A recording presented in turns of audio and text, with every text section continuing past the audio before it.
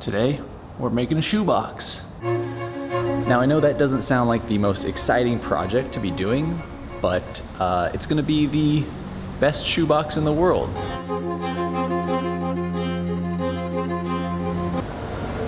It won't be.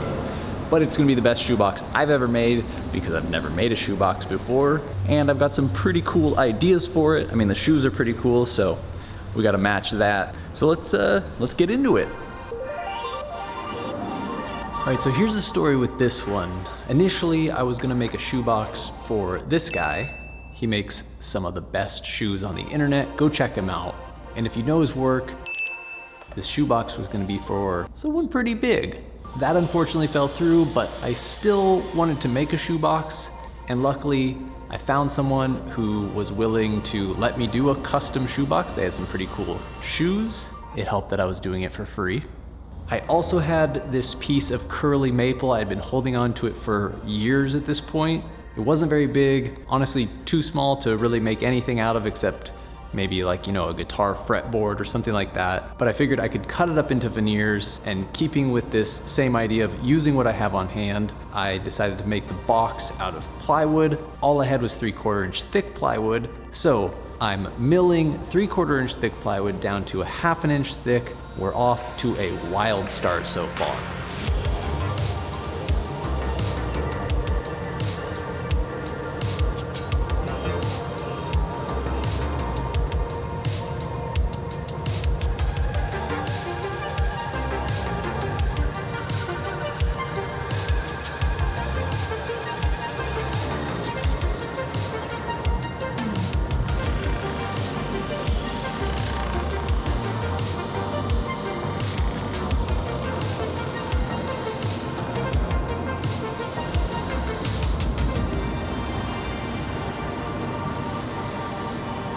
Now, you might be saying, Sean, you sure are using a lot of veneer these days. Are you sure that's what you want to be doing? And I would say, yes, that is what I want to do. Veneer gives you a ton of freedom, and you can do things that you wouldn't be able to do with solid wood. And like I mentioned, in this particular case, I'm stretching one teeny tiny little board across one gigantic shoebox. Also, this time I'm using my vacuum bag to squish all the veneer onto the plywood, which means no explosive contact cement. Vapor may ignite explosively. And I also get to fumble around with setting everything up.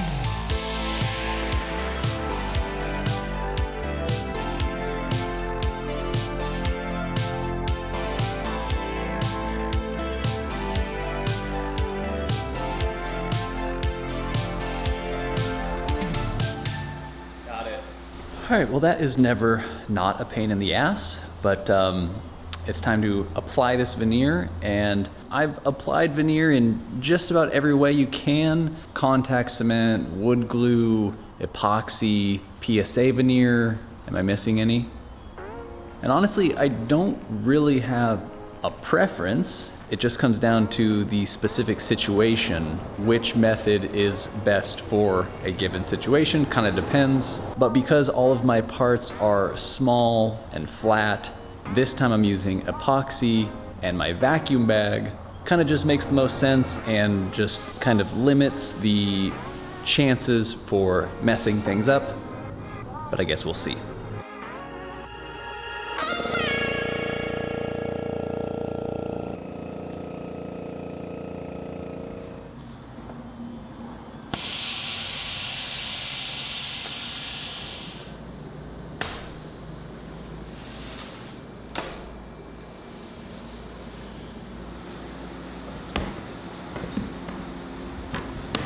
All right, I gotta say, I'm glad I have my Chopmaster blade to use at this point.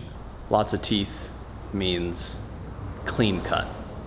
Something I've noticed with this project that doesn't really happen with others, as I'm getting further and further along, I'm also getting more and more nervous that I'm gonna mess something up. And this is more nervous than I usually feel. I mean, in any project, you don't wanna mess something up after you've put in a bunch of work, but for the most part, I know I can fix 95% of things that I screw up. But with this one, because the wood is limited, like there isn't any more of it. If I mess something up, that's just kind of it. And now we're really at the point where I'm starting to cut this stuff up and turn it into a box. So it's getting a little nerve-wracking, but when you're using the Chopmaster, you are the Chopmaster.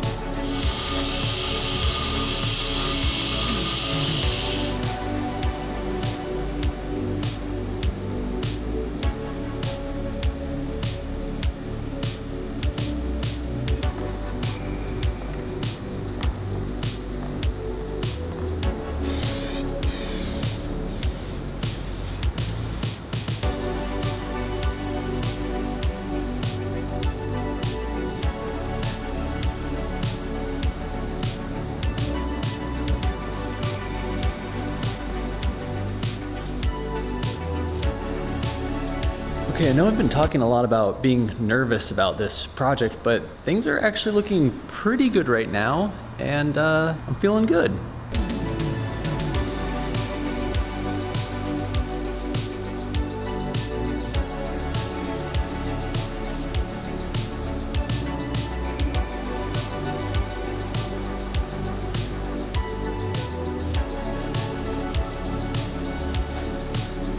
All right. So I got the box, the main part of the box done, or well, mostly done.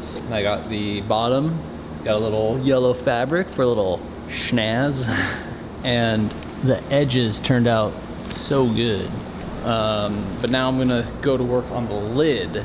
But I basically needed to reference the box to make the lid so that it fits really well. And the lid's gonna have a bunch of miters and stuff, and it's a little more tricky to make than the main part of the box, but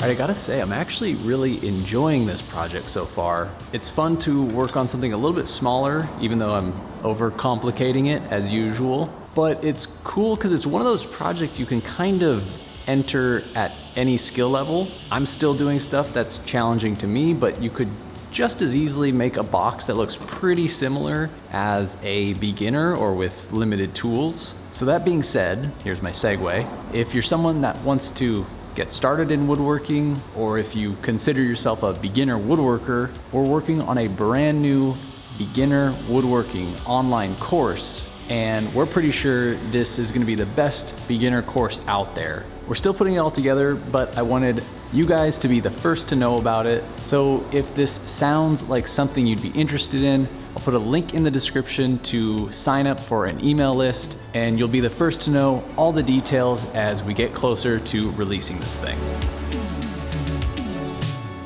All right, so I got the lid all clamped up and done, and then I promptly left my shop for a week.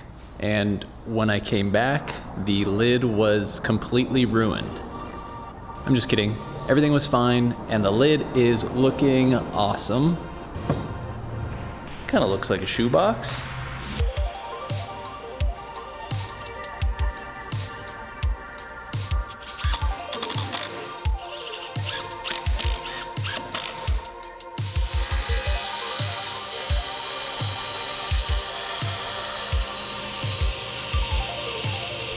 Starting to look like a shoebox, but the reason I did that little angled cut there is some shoeboxes have that little angled lid. No reason why I'm modeling my shoebox on this particular one.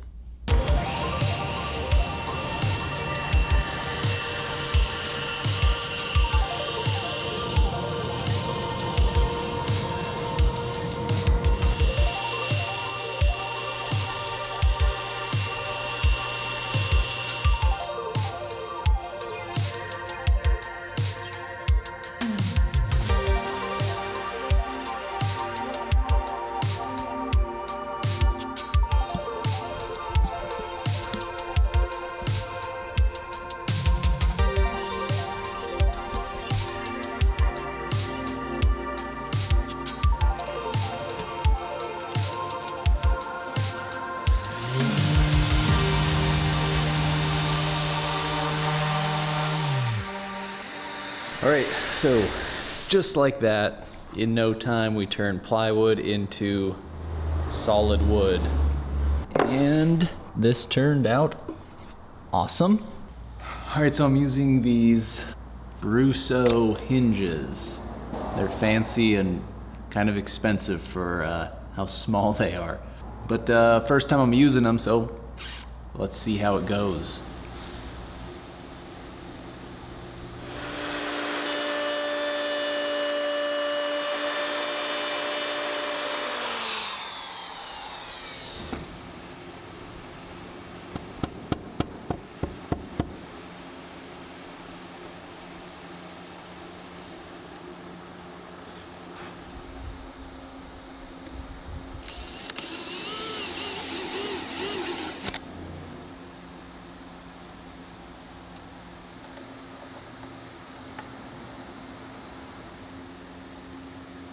Well, I thought for sure I was gonna screw that up at least a little bit, but good news, the hinges went in about as well as I could ask for. And one more piece of good news, and that comes from today's sponsor, Ground News. If you're someone that has read a news article about almost anything recently, you know how tricky it can be to verify where the information is coming from, whether or not it has a certain bias, or if it's just financially driven to get clicks. And that's why Ground News was created, to bring some clarity to an increasingly chaotic news and information landscape. Ground News gathers articles from news sources all over the world and presents each one with information about the source and any potential political bias, how reliable their reporting practices are and who owns them. You can compare how the same story is being reported from different sources so you can see different perspectives and make sure you're not only seeing one side, so we can have a greater understanding about the news we're consuming.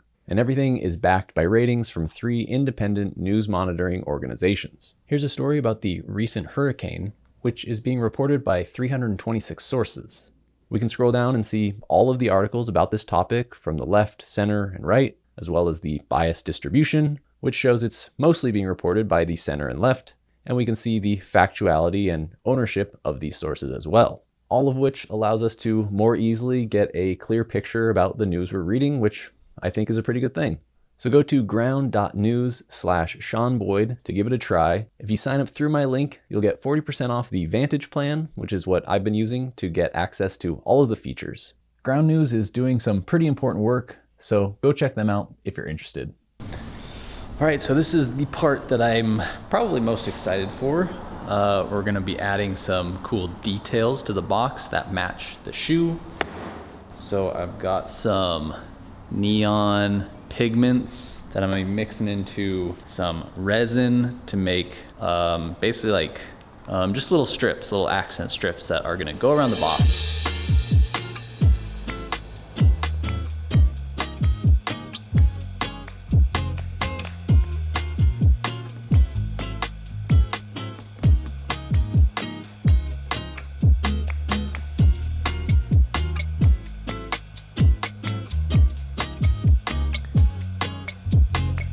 All right, the epoxy has been curing overnight.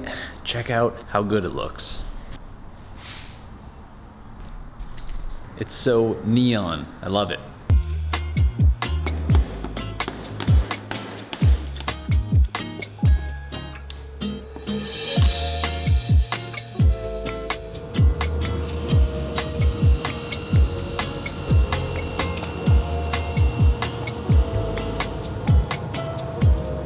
All right, I'm not gonna lie, this part pains me a little bit. I'm about to cut all the rabbets onto a lot of the edges on the box and the lid to inlay the neon little accent pieces. Pains me because, not to toot my own horn, but all these, all my miters, all the edge banding, everything looks pretty dang good as is. But I think this is gonna give it that little custom touch, so I'm willing to do it, but I just needed to put it on record. But let's screw it up now.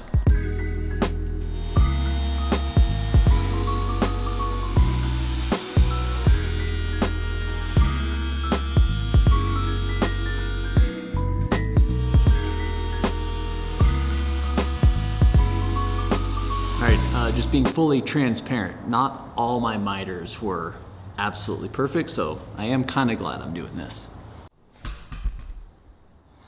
Let's get rid of that.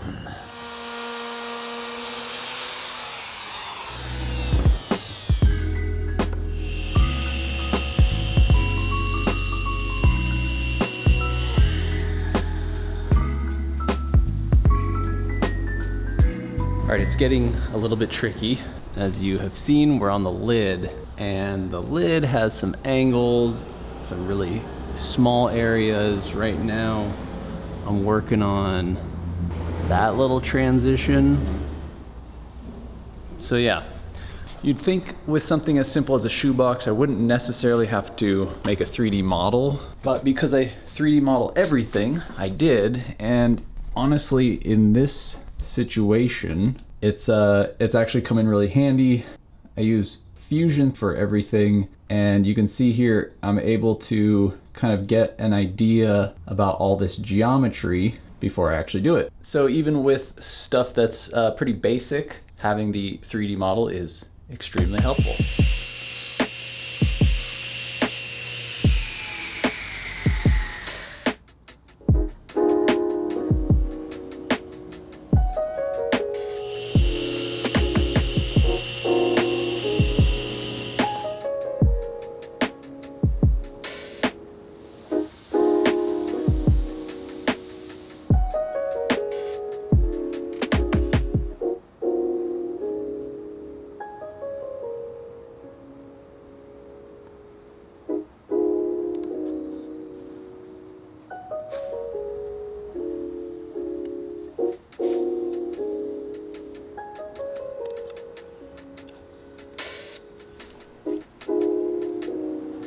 All right, so the final leg of our shoebox journey, we gotta give Mike some credit. So let's carve a logo.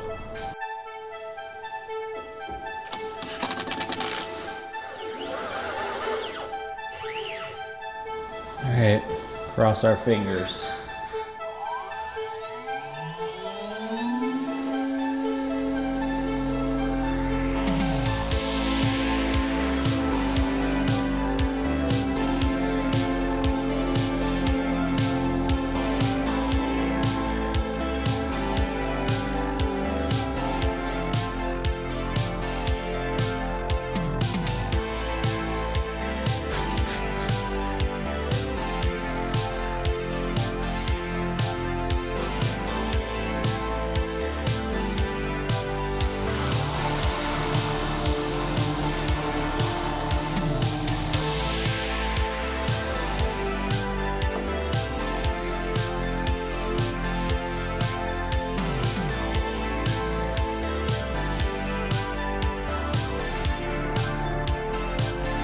All right, so the box is pretty much, well, not pretty much, it is done. The box is done, so I figured let's get Marco in here. He's the shoe guy, so he can give me his opinion on the shoe box. Let's see what he has to say.